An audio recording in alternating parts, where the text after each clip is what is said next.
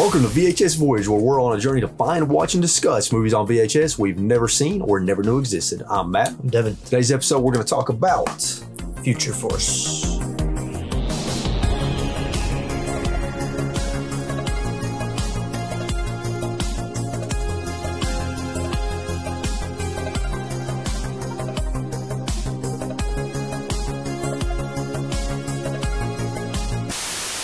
All right, time to talk about Future Force. Now, funnily enough, Devin, this is actually the third movie with David Carradine we've done. Now, obviously, the front cover of this really caught my eye. It's got him standing there, you know, with kind of a grimace on his face. He's got a damn power glove on, holding a freaking revolver, and in this group of like all these 80s looking biker dudes in front of him. Takes place in 1991.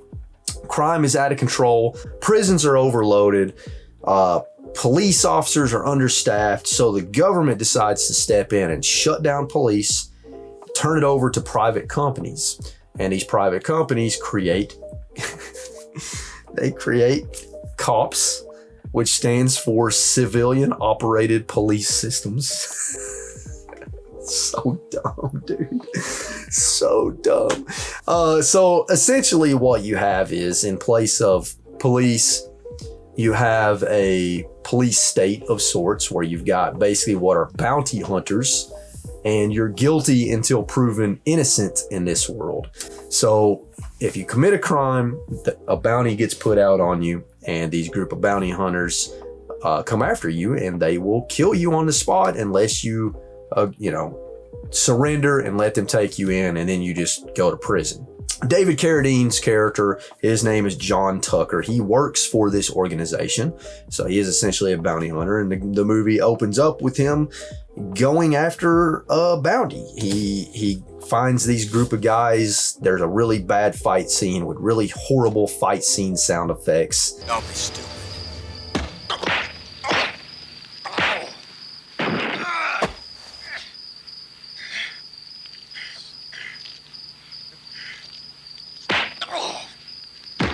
And then ultimately he opens up his trunk and he pulls out this glove, this like futuristic glove, which I'm just going to call the power glove. He puts it on his hand, and it like allows him to shoot lasers out of his palm, and it allows him to like grab the top of one of the vehicles with the glove and make it to where they can't drive away, which makes absolutely no Apparently sense. This glove has like super strength or something. Yeah, dude, it like defies the laws of physics. Blow that asshole right into the fucking ground. Then you get introduced to the villains of the movie, which is some guy named Mr. Adams, who owns the cops. He is the boss, and then his right-hand man, henchman named Becker, which is just this bald guy. It introduces them. There's some dude tied up to a car begging for his life, and they end up smashing him to death. Which, by the way... Whoa. Whoa. Not that kind. Yeah, that's what you said. Not that kind of smashing. That's what you said. Like a giant metal hydraulic thing literally smashes him to death. Yeah. Not smashing. Whoa. Yo. He baits me into this stuff. There's a scene that tries to establish how bad the villains are, because there's this guy that goes to their office and he's like, they're gonna take the streets over from him, and they're like, we'll give you 50% and that's it. And he's like, no, I want more than that. And then they shoot his bodyguard. They do the classic trope of shooting a henchman. Right. To establish we're evil. We kill our own men. So then we get introduced to the female of the movie. It's this lady. She's having a bad day. She goes to work. Her name's Marion. Turns out she is an anchor at a news station, and she's planning on exposing Mr. Adams and exposing the corruption of the cops organization, and she's going to do this big expose on that. And of course the bad guys find out about that, and they're like, nope, we can't be having this. So they put a fake bounty in the system for her for treason, and it's like killer on sight kind of bounty. David Carradine's character Tucker has this little dude. They call that kind of character, they call it a man in the chair. A man in the chair, yeah. His name's Billy. He's somebody that David Carradine shot as a kid, and so he just... It establishes later in the movie that Billy's 22. Yeah. And David Carradine said he shot him 20 years ago. Yeah. He shot a 2-year-old kid? It made him cripple. And then he's like, I kind of took him in as my own.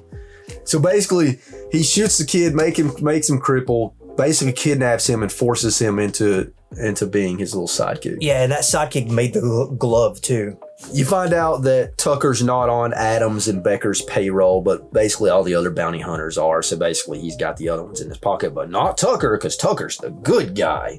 And then there's this chase scene.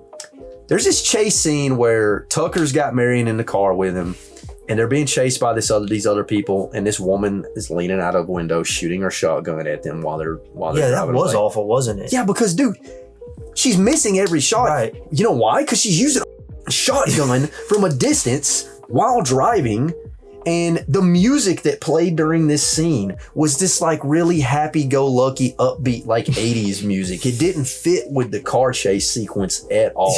Becker, for some reason, I don't know why, he goes and kills Marion's boss in her apartment.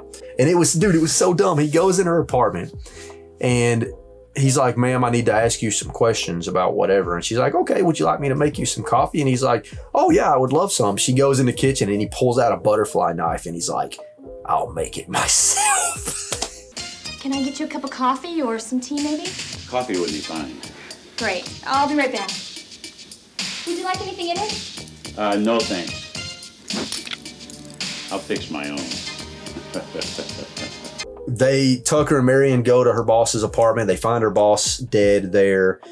Tucker hugs Marion and he's like, nobody's gonna kill you, but I'm gonna kick some ass. That's exactly what he says, dude. And then it insinuates that they had sex. Oh yeah. Tucker calls Adams and Becker and agrees to meet them at a junkyard. He gets there. He's like, I'm going to take you all in. There's a shootout. He kills some of their goons. Tucker and Becker get in this like fight, and it's like this horrible fight. He says to Tucker, and I quote, "Get up. I want some more of your ass." Just like that, dude. Come on, Tucker. Get up. I want some more of your ass. And then Tucker pulls out the remote. So Billy, earlier in the movie, is like, hey, have you used the remote yet for the glove? And by the way, the glove's on the front cover. He barely uses the glove at all in the movie. Yeah. So he pulls out, he's on the ground. He pulls out this remote and starts pressing this button over and over, dude. And the glove flies out of the trunk, is flying around, punching Becker, flying around, grabs him by the throat, slings him to the ground, chokes him to death, seemingly. And then flies back into the trunk, gets in the case, and the case closes. I genuinely couldn't believe what I was seeing.